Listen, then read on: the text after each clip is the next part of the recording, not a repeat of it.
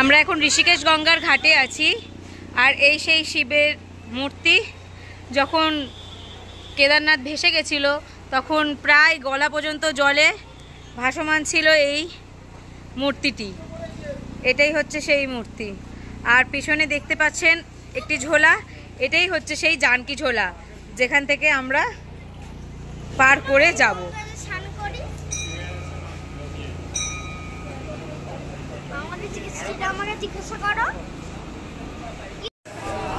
সামনেই গঙ্গাঘাটের সামনেই একটা বজরংবলী মূর্তি আছে।